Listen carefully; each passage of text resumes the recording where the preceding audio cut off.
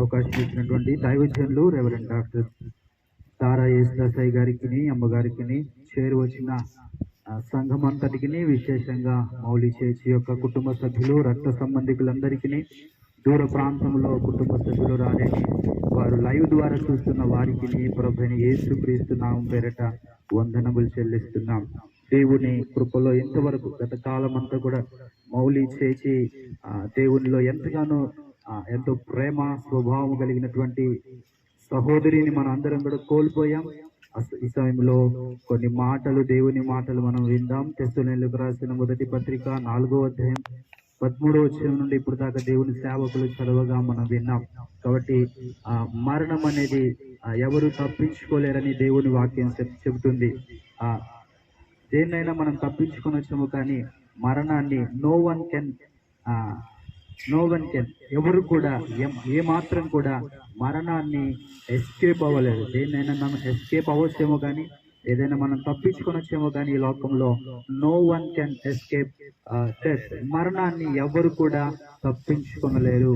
మరణము అందరికీ సంప్రాప్తమైంది ఆది మానవుడైనటువంటి ఆదాము ద్వారా. ఆది మానవుడైనటువంటి ఆదాము దేవుడు చేయొద్దన్నటువంటి పనిని చేసి, దేవుడు తినతున్న పండును తిని, ఆదాము తనతో ఉన్నటువంటి తన భార్య వారిరువురు చేసినటువంటి ఆ లోబడని పని ద్వారా మానవులందరికీ కూడా మరణము సంప్రాప్తమైంది. అలాగనే మనందరం కూడా మరణం పొందవలసిన వారమే. అయితే ఈ మరణాన్ని తప్పించడానికే ప్రభువైన యేసుక్రీస్తు ఈ లోకానికి, సమృద్ధి అయిన జీవంలోనికి మనల్ని నడిపించడానికే ఆయన ఈ లోకానికి దిగి వచ్చాడు. 2023 సంవత్సరాల క్రిందట ప్రభువైన యేసుక్రీస్తు మనందరినీ, లోకమును ప్రేమించి, లోకములో ఉన్నటువంటి ప్రతి మానవుని కుల మత విచక్షణ భేదము లేకుండా ఆయన ఈ లోకములో మనందరి కొరకు తాను ప్రాణం పెట్టి మనందరికీ జీవాన్ని సమృద్ధి అయిన జీవాన్ని మనకు ఇవ్వటానికే ఆయన ఈ లోకానికి వచ్చాడని దేవుని వాక్యం చెప్తుంది. అయితే ఆయన యందు ఎవరైతే విశ్వాసం ఉంచి మరణిస్తారో, ఆయన యందు ఎవరైతే నిలిచి మరణిస్తారో వారికి ఈ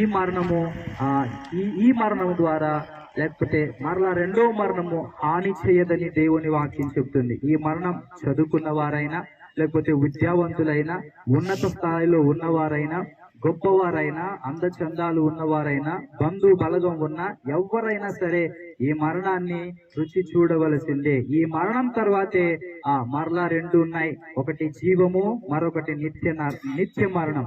నిత్య మరణాన్ని తప్పించుకోవాలంటే యేసుక్రీస్తును మనం ఈ లోకంలో అంగీకరించి ఆయన లేఖనాల ప్రకారంగా మనం జీవించవలసిన వారమై ఉన్నాం. కాబట్టి ప్రియ సహోదరి, మౌలి చేసి యేసు ప్రభును విశ్వసించి తన సొంత రక్షకునిగా చేర్చుకొని సేవ పట్ల, దేవుని సంఘం పట్ల, సంఘములో ఎంతో చురుకుగా ఆమె దేవుని కార్యాల పట్ల ముందుకు కొనసాగేది మనందరికీ తెలుసు. అలాంటి సహోదరి ఈనాడు మన మధ్యలో లేకపోయింది. అయితే ఆమె పరలోకములో ప్రభు సన్నిధికి చేరిందని మనందరం కూడా విశ్వసిస్తున్నాం. హల్లెలూయా, హల్లెలూయా.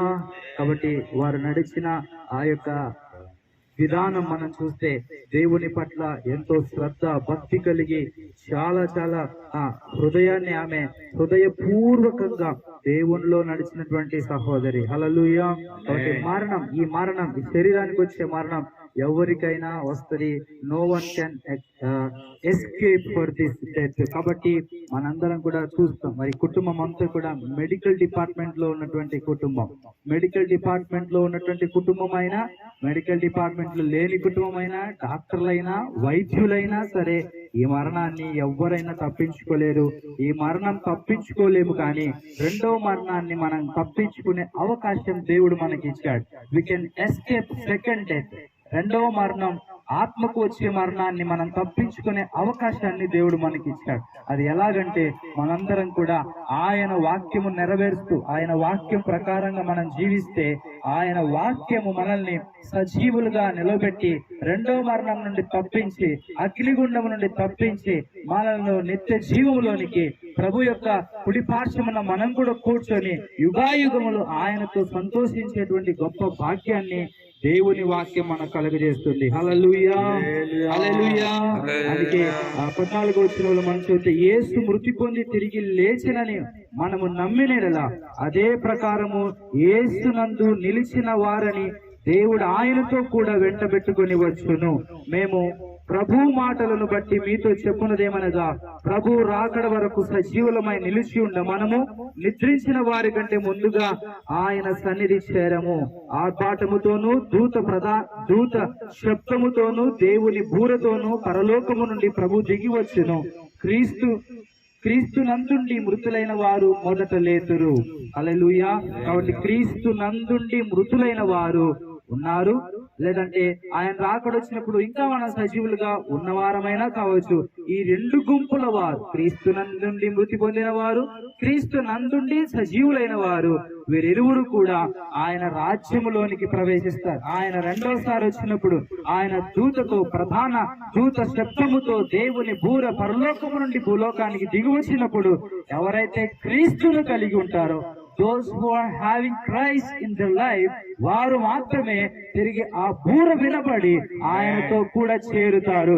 ఆ సజీవులుగా ఉండి మనం అందరం కూడా ఇంకా ఆయన్ని కలిగి ఉన్నాం. సహోదరైతే ఈ క్రీస్తును కలిగి ఈ భూలోకాన్ని విడిచిపెట్టింది, కుటుంబాన్ని విడిచిపెట్టింది, సంఘమును విడిచిపెట్టింది, ఆమె మరణించింది. అయితే మరణించిన ప్రతి వారు కూడా క్రీస్తులో మరణిస్తే, సహోదరిలాగా క్రీస్తులో మరణిస్తే, ఆయన బూర వదిలినప్పుడు, ఆయన శబ్దముతో, బూరతో, ప్రధాన దూత శబ్దముతో ఆయన ఊదినప్పుడు, ఆ బూర విన్నప్పుడు తిరిగి చనిపోయిన వారు లెగిస్తారు, సజీవులైన వారు కూడా ఆయన్ని కలుసుకుంటారు. అలాగున మనం అందరం కూడా రెండో మరణాన్ని తప్పించుకునే అవకాశం పరిశుద్ధ గ్రంథం బైబిల్ కలిగిస్తుంది. ఈ లోకంలో ఎవరైనా చనిపోవలసిందే. అయితే ఆ మరణం నుండి, మొదటి మరణం నుండి ఎవరు తప్పించుకొనలేరు. రెండో మరణం తప్పించుకునే అవకాశం పరిశుద్ధ గ్రంథం బైబిల్ కలిగిస్తుంది. అయితే మనం చేయవలసిన పని ఆయనను విశ్వసించాలి. ఆయన మరణించి ఈ లోకంలో మొదటిగా పుట్టాడు, కన్య మరియ గర్భమందు. ఆయన ఈ లోకంలో నీ కోసం, నా కోసం అనేక కార్యాలు చేశాడు. ఈ లోకంలో ఆయన సజీవునిగా జీవించాడు. 3.5 సంవత్సరాలు ఆయన సువార్త పని చేశాడు. రాజ్య విస్తరణ కోసం ఆయన ప్రయాసపడ్డాడు. రోగుల్ని స్వస్థపరిచాడు, చనిపోయిన వారిని లేపాడు. అనేక అద్భుత క్రియలు, సూచక క్రియలు ఈ లోకంలో 3.5 సంవత్సరం తన జీవిత కాలంలో చేసి తిరిగి ఆయన శ్రమ పెట్టబడి, చనిపోయి, సిలువ వేయబడి, మరణించి 3 దినాలు సమాధిలో ఉండి తిరిగి 3వ దినాన లేచాడు. రెండవసారి రానయ్యున్నాడని ఈ మాట ఎవరైతే విశ్వసిస్తారో వారు క్రీస్తును అంగీకరించిన వారు, వారు క్రీస్తును అంగీకరించి అలాగున మనసులో విశ్వసించి బాప్తిస్మం పొంది సంఘ సహవాసంలో ఉంటూ వాక్యానుసారమైన జీవితాన్ని జీవిస్తారో వారు రెండవ మరణాన్ని తప్పించుకుంటారు. వాక్యానుసారంగా జీవించిన, క్రీస్తుని విశ్వసించిన ఈ మరణం అయితే తప్పదు, కానీ రెండవ మరణం తప్పించుకుంటాం. ఎవరైతే విశ్వసించారో వారు రెండవ మరణం కూడా యుగాయుగంలో అగ్నిగుండంలో ఉండవలసిందే. కాబట్టి రెండవ మరణాన్ని తప్పించుకుందాం. దేవుని వాక్యములో మనం క్రీస్తులో జీవిద్దాం, క్రీస్తులో మరణిద్దాం, క్రీస్తును అంగీకరిద్దాం, పరలోక రాజ్యానికి వారసులమగుదాం.